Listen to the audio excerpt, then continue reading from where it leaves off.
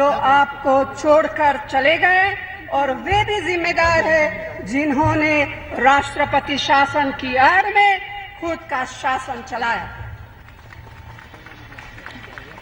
आपने खुद देखा है कि 15 साल पहले जब दिल्ली में भाजपा की सरकार थी तो हालत क्या थी। प्रदूषण की वजह से लोगों का दम घुट रहा। बिजली दिन में 15-20 घंटे गायब रहती थी। पानी के लिए आपस में झगड़े होते थे। यातायात के साधनों का बुरा हाल था।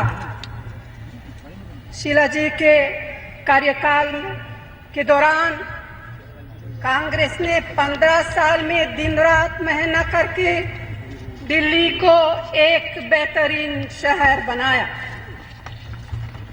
चौड़ी सड़कों, फ्लाईओवर का तेजी से निर्माण किया, मेट्रो जैसी सुविधा दी, जिसका फायदा लाखों लोग रोज उठा रहे हैं। सीएनजी लाकर शहर को प्रदूषण से मुक्त किया। 24 घंटे बिजली का इंतजाम किया। पानी पहुंचाने के लिए हजारों किलोमीटर लंबी पाइपलाइनें बिछाई। झुग्गी बस्तियों में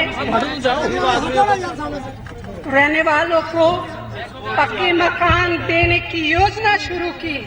आज दिल्ली में हजारों फ्लैट्स बने हैं, जिसका लाभ झुग्गी वासियों को मिला और मिलेगा।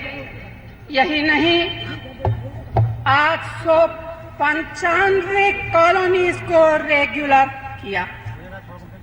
हर क्षेत्र में, चाहे वो स्वास्थ्य, चाहे वो शिक्षा हो, सभी में कारगर कदम उठाए गए। अब फिर आई मोदी की सरकार। अब तो सब जानते हैं उन्होंने कितने बड़े बड़े वादे किए थे। आखिर उन वादों का क्या हुआ? कहाँ है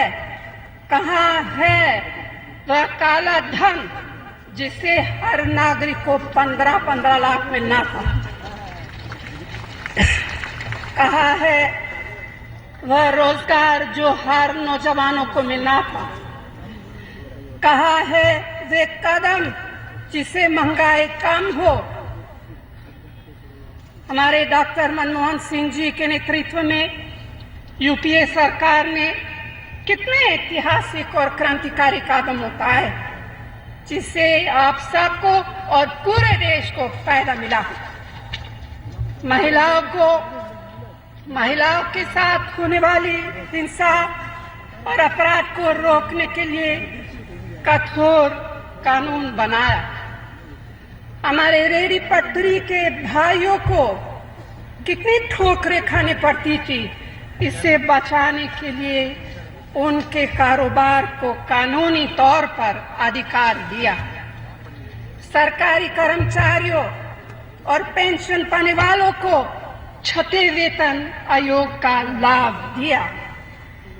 67% आबादी को सस्ते दामों पर अनाज देने के लिए फूड सिक्योरिटी कानून बनाया।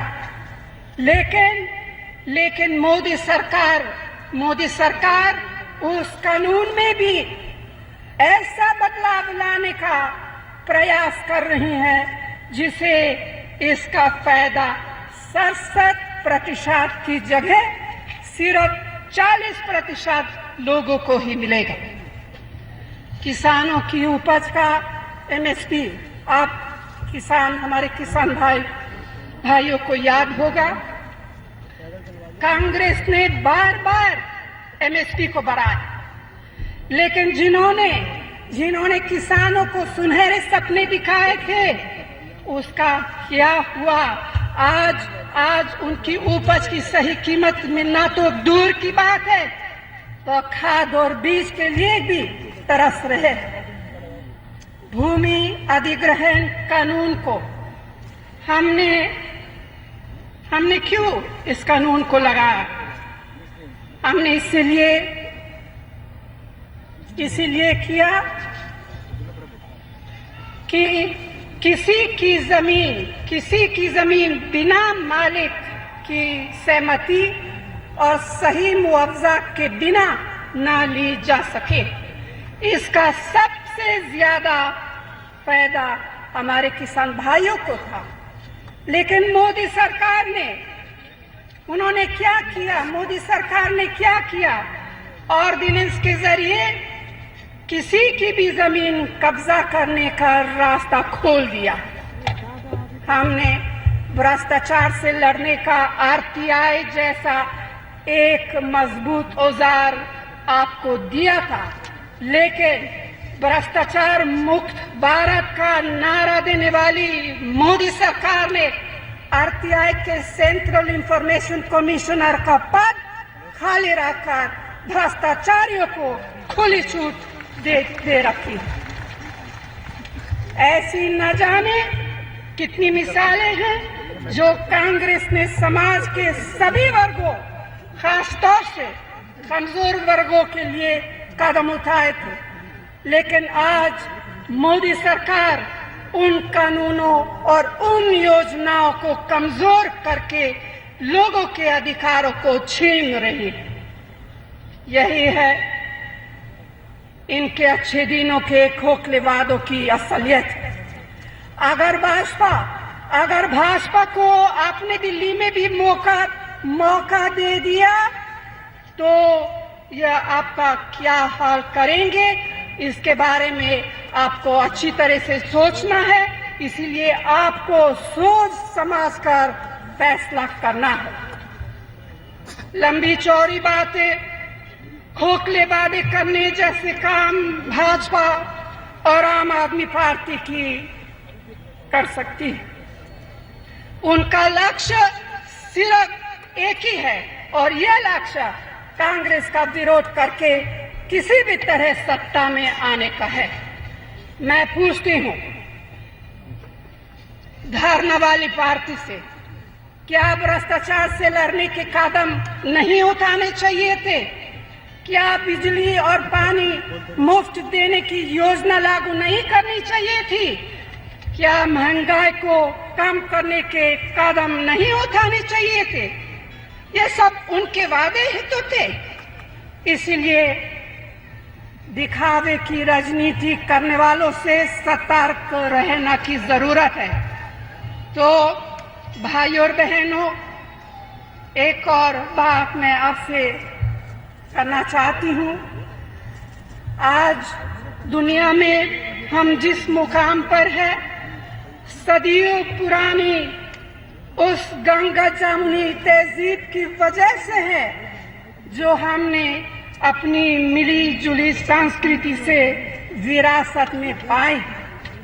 लेकिन कुछ शक्तियां हैं जो सत्ता में आने ही त्रिलोकपुरी, दिलशाद गार्डन और विकासपुरी जैसे घटनाओं को अंजाम देने में लग जाती है।